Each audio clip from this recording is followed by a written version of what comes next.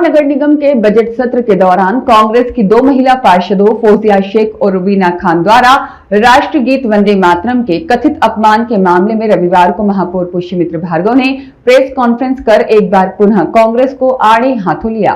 इंदौर की राजनीति इन दिनों आरोप प्रत्यारोप के दौर से गुजर रही है। विपक्षी दल कांग्रेस सत्ताधारी भाजपा दल को हर दिन घेरने का प्रयास कर रहा है, तो वहीं सत्ताधारी भाजपा भी विपक्षियों के हर वार पर पलटवार करती नजर आ रही है।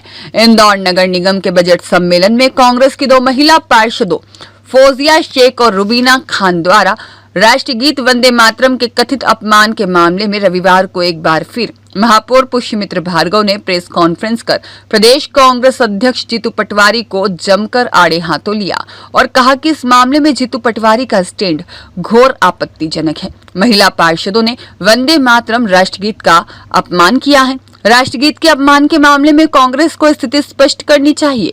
प्रेस कॉन्फ्रेंस में महापौर पुष्यमित्र भार्गव ने पीसीसी चीफ जीतू पटवारी के आरोप को लेकर खुले चैलेंज दिए और कहा कि भ्रष्टाचार किया तो जनता के सामने लाओ। भ्रष्टाचार की जनक को जनता ने घर बैठाने का काम किया है। महापौर पुष्यमित्र भार्गव ने पत्रकार वार्ता के दौरान अपनी भोपाल यात्रा, मुख्यमंत्री डॉक्टर मोहन यादव से हुई भेंट का अपडेट भी दिया और कहा कि उनकी मुख्यमंत्री डॉक्टर मोहन यादव के साथ ही विभाग के पीएस से छोटे भूखंडों के नक्शे पर सामान्य फीस और अन्य विषयों को लेकर भी चर्चा हुई है। 2 महत्वपूर्ण विषयों पर आपका ध्यान और चर्चा के लिए मैंने आपको आमंत्रित किया है। पहला, नगर निगम के बजट सत्र के दौरान जिस प्रकार से दोनों महिला पार्षदों ने वंदे मातरम जो हमारा राष्ट्रीय गीत है उसका अपमान किया और उसको लेकर जो चर्चा छिड़ी, उस पर जिस प्रकार से भारतीय राष्ट्रीय कांग्रेस के प्रदेश अध्यक्ष जीतू पटवारी जी ने स्टैंड लिया है, वो घोर आपत्तिजनक है। जो स्पष्टता के साथ मीडिया में बयान दोनों ही पार्षदों ने अलग अलग समय पर दिया, उसके बाद किस प्रकार की अनुशासन समिति क्या जांच करेगी ये तो कांग्रेस के लोग ही बता सकते हैं। लेकिन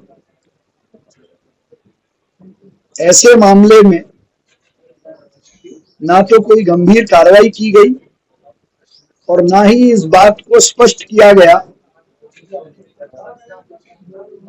कि यदि कांग्रेस कार्यालय में, मैं ऐसा मानता हूं कि कांग्रेस कार्यालय में भी वंदे मातरम गीत गाया जाता होगा, नहीं गाया जाता है तो ये भी एक बहुत बड़ा प्रश्न है, और गाया जाता है और उसमें जो लोग नहीं गाएंगे या नहीं गाते हैं उन पर कांग्रेस क्या कार्रवाई करेगी ये उनको स्पष्ट करना चाहिए।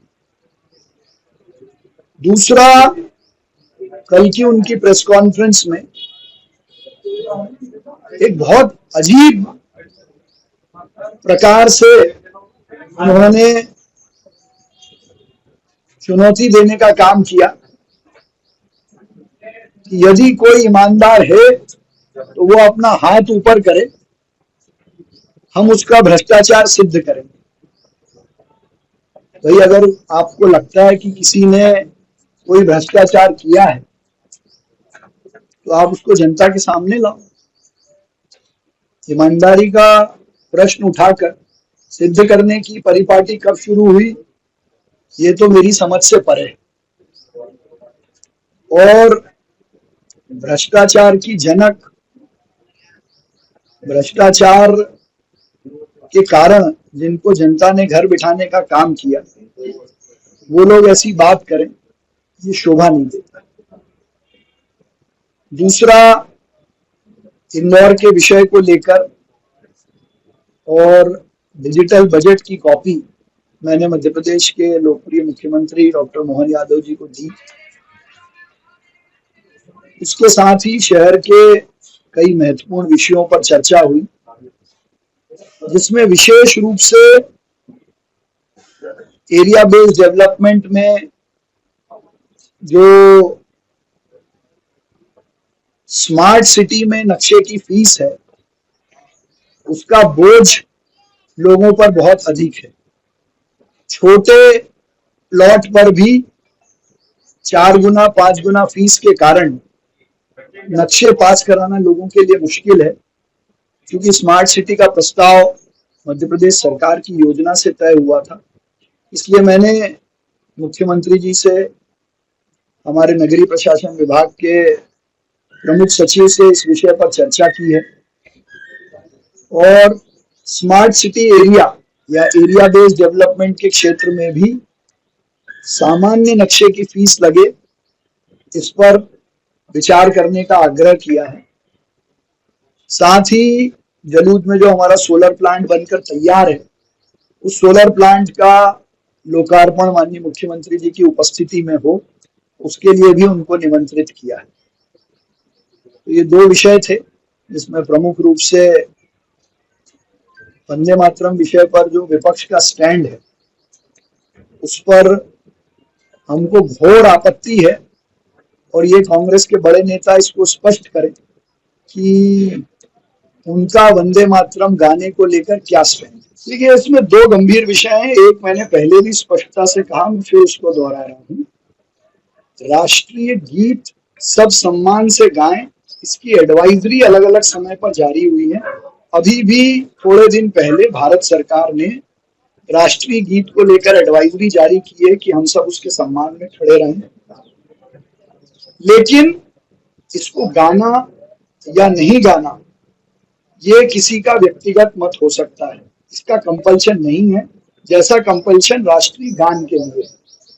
लेकिन यहाँ प्रश्न गाने या नहीं गाने का है, नहीं है, राष्ट्रीय गीत के अपमान का है।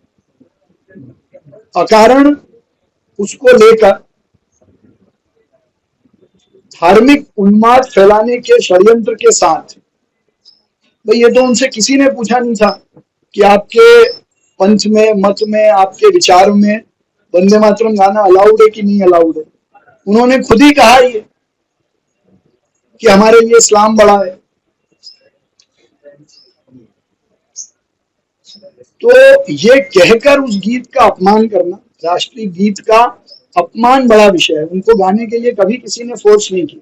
तो दोनों पार्षद परिषद में मुझे लगता है 15 साल से आ रहे हैं, 50 60 70 से ज्यादा मीटिंग में रहे होंगे। अभी हमारी 5-7 मीटिंग इस परिषद में भी हुई, किसी को भी जबरदस्ती वंदे मातरम गीत गाने के लिए किसी ने नहीं कहा। इससे पहले शामिल होते रहे, इससे पहले ये दोनों महिला पार्षद वंदे मातरम में शामिल होती रही। देखिए, भी ऐसा अपमान नहीं, पहले इन्होंने ये कभी नहीं कहा कि हम तो गाएंगे ही नहीं, इससे हमारी बेइज्जती होती है, धर्म में इसकी मनाही है। ये विषय उन्होंने पहली बार उठाया जिसका हम विरोध कर रहे हैं। ब्यूरो रिपोर्ट, सत्याग्रह न्यूज, मध्य प्रदेश।